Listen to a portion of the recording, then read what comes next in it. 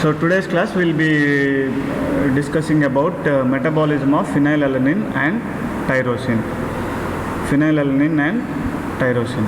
So this comes under aromatic amino acids. Aromatic amino acids, we have three aromatic amino acids: phenylalanine, tyrosine and tryptophan. So today we will be discussing about phenylalanine and tyrosine. First we will see the amino acid phenylalanine. So this phenylalanine is an essential aromatic amino acid. Phenylalanine is an essential aromatic amino acid.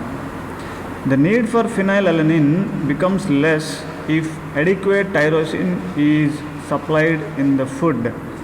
So phenylalanine is essential, and the need for phenylalanine becomes less if adequate tyrosine is supplied in the food, because phenylalanine is converted to tyrosine immediately. So metabolism of phenylalanine, if you see, phenylalanine is hydroxylated to tyrosine. So if the phenylalanine, if we supply the tyrosine in the food adequate quantities, then the requirement of phenylalanine becomes less. You understood the point? Phenylalanine is essential amino acid, but its requirement becomes less when the adequate tyrosine is supplied in the food. Suppose we are giving excessive or good amount of tyrosine in the food, then the phenylalanine requirement becomes less, because phenylalanine is hydroxylated to tyrosine. So tyrosine is produced immediately from the phenylalanine during its metabolism. So if tyrosine is present in the food, phenylalanine requirement becomes less. That is what is the point meaning, second point. Now this is called the sparing action of tyrosine on phenylalanine. This is called sparing action of tyrosine. This is called sparing action of tyrosine on phenylalanine. Sparing action of tyrosine on phenylalanine. It is partly glucogenic and partly ketogenic. So means phenylalanine can be a precursor for the synthesis of glucose and can be a precursor for the synthesis of lipids also. So that is why it is called partly glucogenic and partly ketogenic. So here the structure of phenylalanine and its conversion to tyrosine is mentioned here. So if you see, this is the structure of phenylalanine, and phenylalanine is hydroxylated by the enzyme phenylalanine hydroxylase, and it is converted to compound called tyrosine. Tyrosine is also aromatic amino acid. Since tyrosine is present in diet, this tyrosine can decreases the requirement of phenylalanine. So this is called the sparing action of tyrosine over phenylalanine.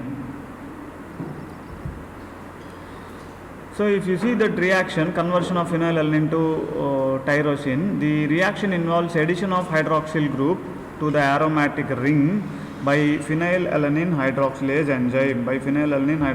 enzyme. See here, there is an additional OH group compared to the phenylalanine and tyrosine. So only difference is the OH group.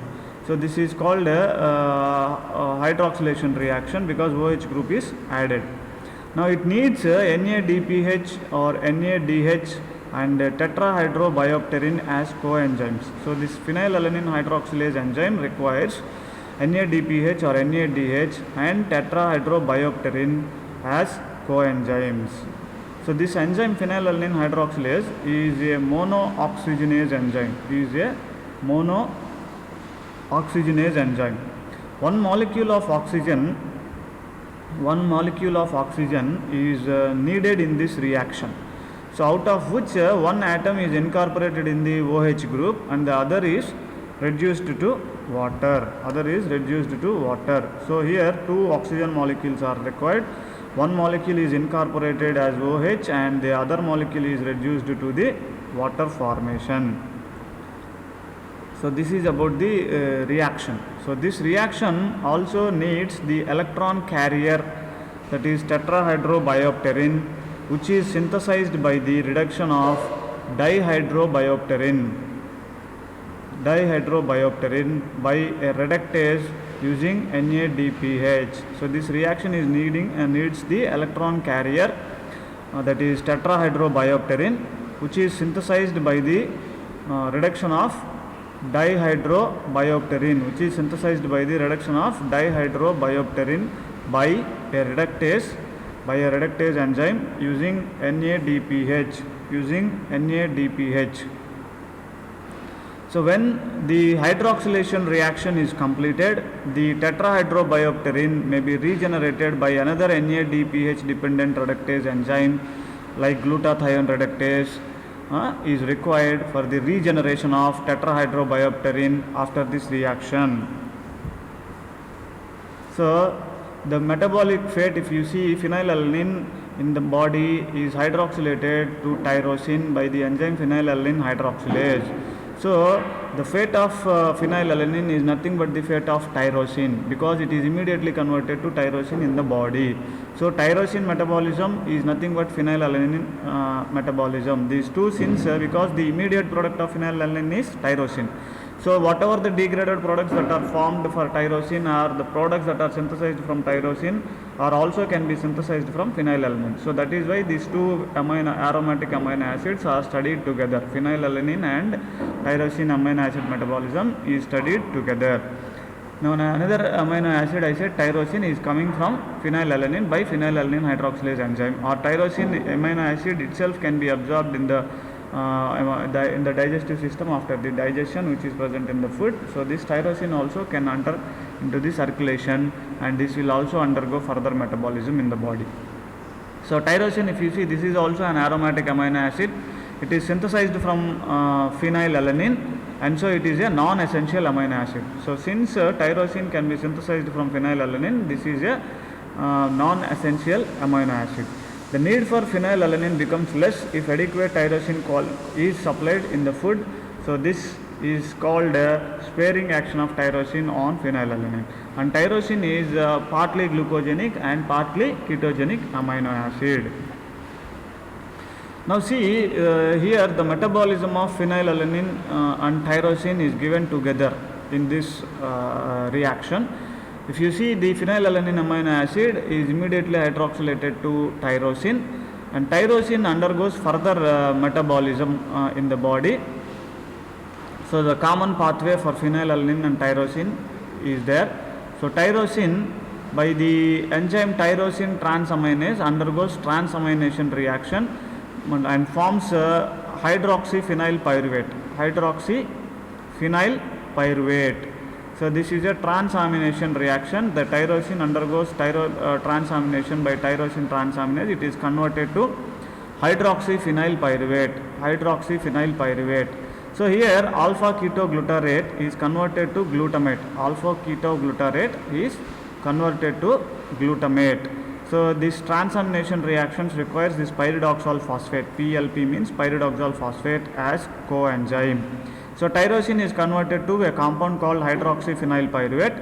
Further, this is hydroxylated by the enzyme hydroxyphenyl pyruvate hydroxylase. Hydroxyphenyl pyruvate hydroxylase enzyme hydroxylates this hydroxyphenyl pyruvate to a compound called homogentisate. So this reaction requires vitamin C and copper as coenzymes. So this hydroxyphenyl pyruvate is converted to the compound homogentisate. Now this homogentisate by the enzyme homogentisate oxidase is converted to a compound called mallyl acetoacetate. So homogentisate is oxidized to a compound called mallyl acetoacetate by the enzyme homogentisate oxidase. Then mallyl acetoacetate is further converted to a compound called fumaryl acetoacetate by the enzyme mallyl acetoacetate isomerase. This requires glutathione as coenzyme. Now fumaryl acetoacetate is further degraded into fumarate and acetoacetate. This cleavage reaction takes place by the enzyme fumaryl acetoacetate hydrolase. So this fumarate is enters into the citric acid cycle and through gluconeogenesis can serve as a precursor for the formation of glucose. So that is why it is called partly glucogenic. And the degraded product of this catabolism of tyrosine or phenylalanine, if you see, the fumaryl acetoacetate finally converted to fumarate and acetoacetate. This acetoacetate is responsible for the synthesis of fats. So that is why this is called as ketogenic. So that is why, since the two compounds are formed by the degradation of phenylalanine and tyrosine, these two compounds, fumarate and acetoacetate, one compound fumarate serves as a precursor for the synthesis of glucose via gluconeogenesis, whereas this acetoacetate can serve as a precursor for the synthesis of lipids, so it is called as ketogenic. So that is why this phenylalanine and tyrosine amino acids, they are called as partly glucogenic and partly ketogenic. So the transamination reaction, if you see, the tyrosine, phenylalanine is converted to tyrosine and tyrosine undergoes immediate transamination. So the transamination, the degradation pathway of phenylalanine and tyrosine are the same, because since phenylalanine is converted to tyrosine and then metabolized. Okay. Now tyrosine is transaminated to give a compound called para-hydroxy, means P, there I have mentioned as P. P means para-hydroxy phenyl pyruvic acid by tyrosine transaminase enzyme. It requires pyridoxal phosphate and it is induced by the glucocorticoids. Now then this para-hydroxy phenyl pyruvate is hydroxylated to a compound called homogentisic acid. So this homogentisic acid is oxidized by the enzyme homogentisic acid oxidase, and this is homogentisic acid is a cyclic compound, and on further oxidation this homogentisic acid opens up the ring and it becomes like a open chain structure. So this product is 4-mallyl acetoacetate. So homogentisic acid on oxygenase enzyme action, it is converted into a compound called 4-mallyl acetoacetate. So this mallyl acetoacetate, it undergoes cis trans isomerization to form another compound called fumaryl acetoacetate. Mallyl acetoacetate and fumaryl acetoacetate, these two are isomers. So mallyl acetoacetate can be converted to fumaryl acetoacetate by an enzyme isomerase. So the isomerase requires this glutathione as a cofactor. Then this fumaryl acetoacetate is hydrolyzed to fumarate and then to acetoacetate. So this acetoacetate serves for the synthesis of ketone bodies. So it is a ketogenic. And if you see the fumarate enters into the citric acid cycle and can help for the synthesis of glucose via gluconeogenesis. So this is a glucogenic. So since both glucose and the ketone bodies can be produced by the degraded products of phenylalanine and tyrosine, these two amino acids are called as partly glucogenic and partly ketogenic. The important and specialized products that are formed from phenylalanine and tyrosine are thyroid hormones, catecholamines, and melanin. These three are very important and specialized products that are synthesized from the amino acids phenylalanine and tyrosine. Let us see how these products are synthesized from tyrosine or phenylalanine.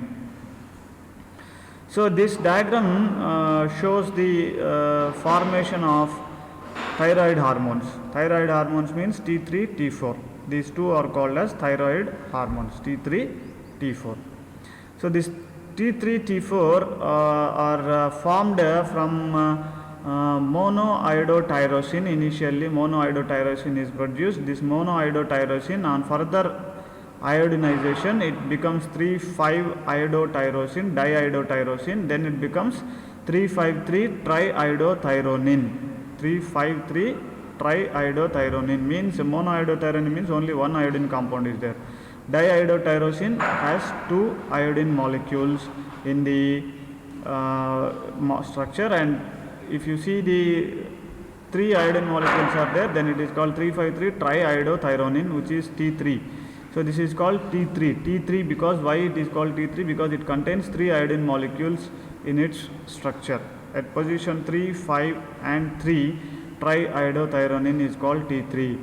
Then this T3, another type of T3 is also observed, reverse T3, that is in this case the 2 iodine molecules at 3,3 and the another iodine is at 5th position, but it is written as 3,3,5. This is called reverse T3. Okay. Then we have T4, that is tetraiodothyronine. So in tetraiodothyronine there are 4 iodine molecules in its structure, that is also called as thyroxine T4. Let us see the synthesis of thyroid hormones. Now tyrosine residues, the tyrosine amino acid residues undergoes iodination to form 3-monoiodotyrosine. So tyrosine molecules undergoes iodination and developed into monoiodotyrosine first. Then that is it undergoes diiodotyrosine, that is 3,5-diiodotyrosine, it is called DIT, and these are coupled to give rise to 3,5,3 triiodothyronine. These are coupled to give rise to 3,5,3 triiodothyronine, and this is converted to tetraiodothyronine, that is called thyroxine. T3 and T4 are thyroid hormones. So the iodinization process of tyrosine molecules results in the formation of T3 and T4. So this takes place in the thyroid gland. So thyroid gland only these T3, T4 hormones are synthesized, and they are produced in response to the stimulation from the TSH hormone, thyroid stimulating hormone. Okay, so that is why iodine is very important, and tyrosine amino acid is also phenylalanine or tyrosine amino acid is also very important. This is the diagram showing the transportation of the thyroid hormones from the thyroid cells.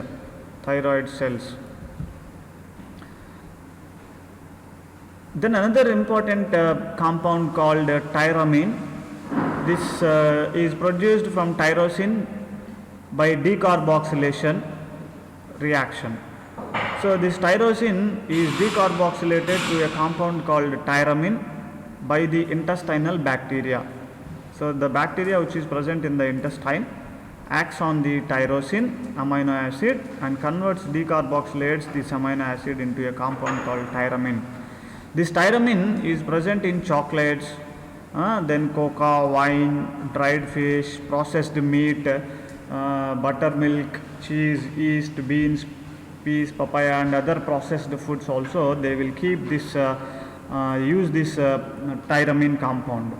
So this tyramine compound may precipitate and it can cause an attack of migraine in susceptible individuals. So this tyramine is responsible for the migraine attack in susceptible individuals. Now another important compounds that are synthesized from tyrosine amino acid is the synthesis of catecholamines.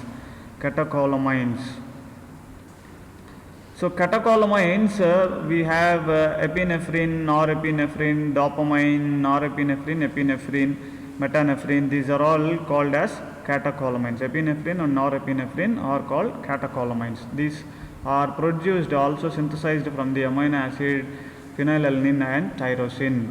Now see this diagram. So this is another fate of tyrosine actually, So this tyrosine by the enzyme tyrosine hydroxylase,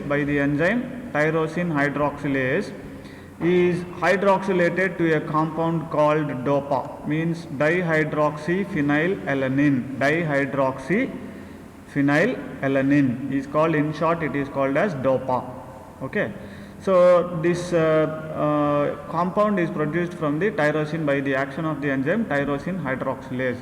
that is dihydroxyphenylalanine. In short, it is called as DOPA. This DOPA is undergoing further decarboxylation by the enzyme DOPA decarboxylase.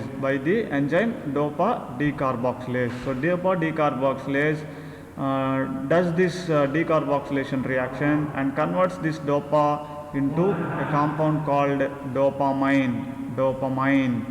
Okay. Now this dopamine, by the enzyme dopamine hydroxylase, it is hydroxylated to a compound called norepinephrine. Then this norepinephrine undergoes methylation reaction, and the methyl group donor is S-adenosylmethionine SAM. SAM is converted to S-adenosyl homocysteine. So the methyl group donated from S-adenosylmethionine takes up by the compound norepinephrine and converted to epinephrine. The only difference between norepinephrine and epinephrine is the methyl group. So norepinephrine on methylation by the enzyme N-methyl transferase, it is converted to epinephrine. Epinephrine on further methylation, it is converted to a compound called metanephrine. So metanephrine is having another additional methyl group. This methylation reaction is catalyzed by the enzyme catechol-methyl transferase. The methyl group is donated by SAM. Here also S-adenosylmethionine donates the methyl group. Now this metanephrine undergoes oxidation reaction by the enzyme monoamino oxidase. This metanephrine is converted to a compound called vanillyl mandelic acid. In short, it is called as VMA, vanillyl mandelic acid. This VMA, vanillyl mandelic acid, is excreted in urine. If you see the norepinephrine and epinephrine, these are produced as steroid hormones by the adrenal gland. So the synthesis of catecholamines like epinephrine and norepinephrine is from the amino acid tyrosine. The same reaction with the enzymes is mentioned as a flow chart here. So summary of synthesis of catecholamines from the amino acid tyrosine. So these catecholamines are derived from tyrosine. They are so named because the presence of catechol nucleus. There is a catechol nucleus in their structure. So that is why they are called as catecholamines. The catecholamines include epinephrine, norepinephrine and dopamine. These three compounds are called as catecholamines because they contain this catechol nucleus in their structure. They are produced by the adrenal gland, especially the adrenal medulla and the sympathetic ganglia. The sympathetic ganglia and adrenal medulla produces these catecholamines. Then the summary of the reactions is given again here. The enzyme tyrosine hydroxylase, what it will do, it is first hydroxylates tyrosine to dihydroxyphenylalanine. Then this dihydroxyphenylalanine is formed by the action of tyrosine hydroxylase. It is different from the tyrosinase enzyme involved in melanin synthesis, which catalyzes a similar reaction. Okay. So this enzyme tyrosine hydroxylase is different from the enzyme tyrosinase. The tyrosine hydroxylase requires tetrahydrobiopterin and NADPH in this reaction. Then once the DOPA is formed, DOPA is decarboxylated to a compound called dopamine by the enzyme DOPA decarboxylase. Pyridoxal phosphate is required here as a coenzyme. So this is a catecholamine. Dopamine is an inhibitor of prolactin secretion. Dopamine is an inhibitor of hormone called prolactin. So it inhibits the prolactin secretion. It is also an important neurotransmitter, especially in the extrapyramidal tract. extrapyramidal tract. Extrapyramidal tract, substantia nigra and striatal tract also. It is also an important neurotransmitter, especially in extrapyramidal tract, substantia nigra and striatal tract. Means this is all nervous tissue pathways and all. Okay, so this dopamine acts as a neurotransmitter. In case of Parkinsonism disease, the dopamine content in the brain is reduced. The dopamine content is reduced in the brain. So as dopamine will not enter into the brain cells, the precursors like L-dopa is used as a drug in Parkinsonism, because this dopamine is acting as a neurotransmitter in this extrapyramidal tract and substantia nigra, striatal tract and all. This dopamine is acting as a neurotransmitter. So in case of the deficiency of the dopamine formation in the body, it leads to a condition called Parkinsonism. So in Parkinsonism, what they do for the treatment, they give its precursor called L-dopa. L-dopa is given as a drug for treatment in case of Parkinsonism. So this is converted to dopamine, and so that they will not have any problem. Then alpha-methyl dopa will inhibit dopa decarboxylase and prevent production of epinephrine.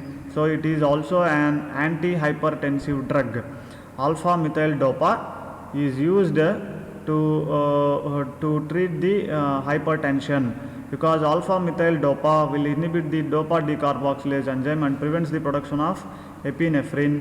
So epinephrine is responsible for the hypertension. So it can be used as antihypertensive drug. Then norepinephrine and epinephrine, these are produced from the dopamine. So dopamine is further hydroxylated to norepinephrine, and norepinephrine is also called as noradrenaline. This also acts as a neurotransmitter. Then epinephrine, if you see in the next step, norepinephrine is methylated to norepinephrine by the enzyme N-methyl transferase. So S-adenosyl methionine is donating the methyl group here. It is mainly produced by the adrenal medulla. Epinephrine is produced by adrenal medulla, and it is present in the adrenergic nerve endings. So epinephrine and adrenaline are the two names for the same hormone. Epinephrine is called as adrenaline, norepinephrine is called as noradrenaline. Remember, epinephrine is also called as adrenaline, norepinephrine is also called as noradrenaline.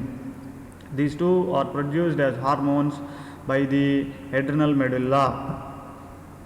So if you see the actions, this is very important, actions of epinephrine and norepinephrine. This epinephrine and norepinephrine increase the blood pressure. So adrenaline also increases the rate and force of myocardial contraction. If you see, epinephrine causes relaxation of smooth muscles of bronchi. Then this epinephrine is anti-insulin in nature. Means it increases the glycogenolysis and stimulates lipolysis. So this is acting in opposite to the action of insulin. Adrenaline is released from the adrenal medulla in response to flight, fright, exercise and hypoglycemia.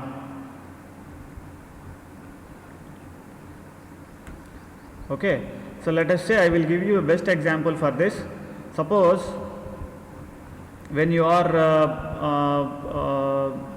in the night time, let's say in the night time you are coming from somewhere from the other place to your house in the night time, maybe after 10:30.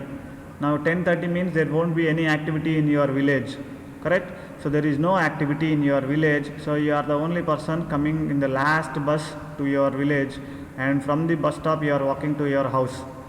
There is no one on the road, it is night time, and there is no street light also, light is not there. And this is Amavasya, that time it is Amavasya, means there is no moonlight at all. So completely dark, night 10 o'clock, and you are coming from the bus stop going to your house, walking in the street. Now what will happen? There is no sound. You are the only person walking, and suddenly one dog will come and will shout and will bark. What will you feel? You will feel fear, right? So if the dog sound is coming from somewhere from the long distance, you will get fear and you will become alert. So you will think that dogs are there. So what we should do? Okay, now fear has started. Now as you are walking, then you will walk very fast because you wanted to go home early, quickly. So what will happen now? The dogs, 2-3 dogs will start barking now. Will start barking like making big noise. Then your fear will increase. So what you will do? Suddenly when you go to the end of the street, 3 dogs will come and appear in front of you. So you will get fear. So what you will do? First, you are already having fear. Second thing, now what you are going to do? Whether you are going to run away from the dogs faster than the dogs, or third thing, you have to take a big stone and throw at the dogs so that the dogs will run away from you. Correct? So now here what is going to happen? Your fear first. Okay, with the fear your blood pressure will increase, your energy levels will become increased. Now suppose if the dog is barking and it is chasing you, so you are also running fast. So you will run very fast, because that time what will happen? This adrenaline hormone is produced. This adrenal hormone is produced, means epinephrine hormone is produced. So because of this epinephrine or adrenaline hormone, what will happen? It increases glycogenolysis, means glycogen breakdown, glucose is coming. So when you get energy of glucose, immediately you will get more energy, so you will run very fast, faster than the dogs. So you are flight means you are escaping. Okay, that is called fear. With the fear you are escaping. Then fright means you can take the stone and you can throw the stone at the dogs, so that dog will not bark and they will keep quiet. Okay, either you have to run or you have to make the dogs to keep quiet. That is fighting. So fighting. Then exercise and hypoglycemia. So then what you will happen? Then after some time you will become normal. So in case of exercise also, what will happen? There is release of this adrenal hormone.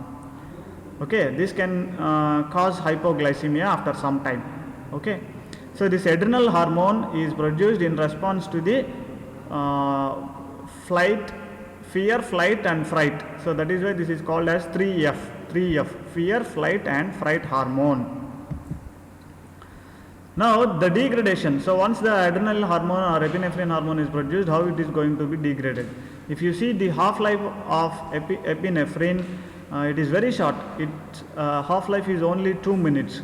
Means epinephrine is catabolized in the tissues rapidly by the enzyme catechol O-methyl transferase to a compound called metanephrine.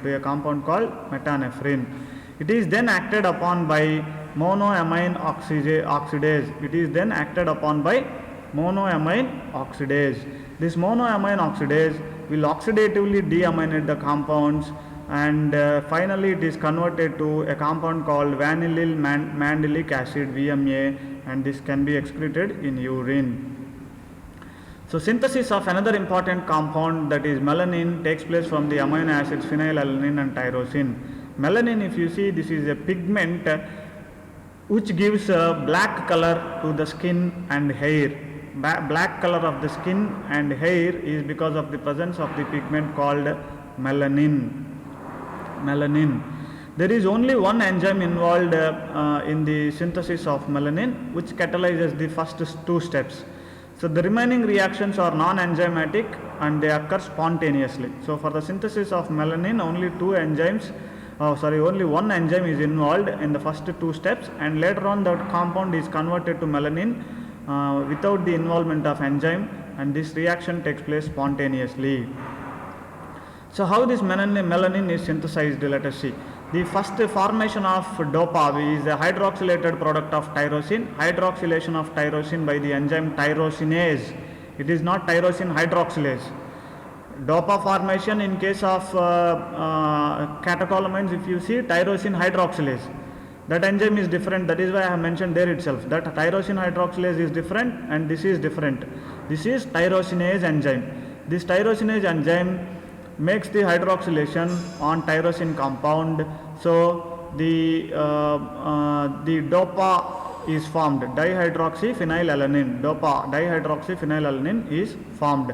Now this DOPA by the enzyme, same enzyme tyrosinase, it is converted to a compound called dopaquinone. Dopa is converted to a compound called dopaquinone by the enzyme tyrosinase.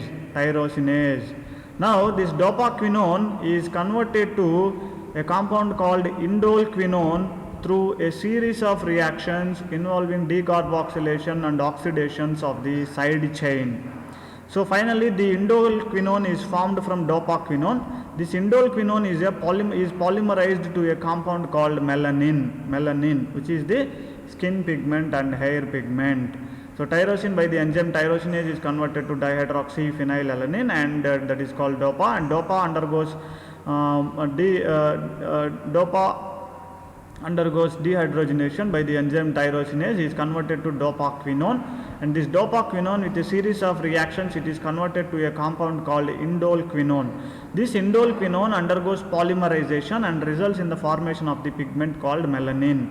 So this is how melanin synthesis takes place from the amino acid tyrosine.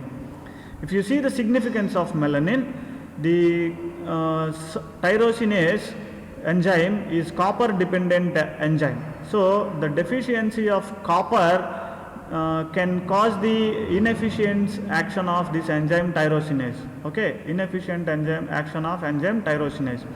So hair synthesized at times in case of the deficiency of copper may be depigmented. Hair synthesized at the time of deficiency may be depigmented. So if copper deficiency is there, the sometimes hair also will become gray in color in young age itself. Okay, so copper deficiency is intermittent and alternate black and white regions may be seen in the hair.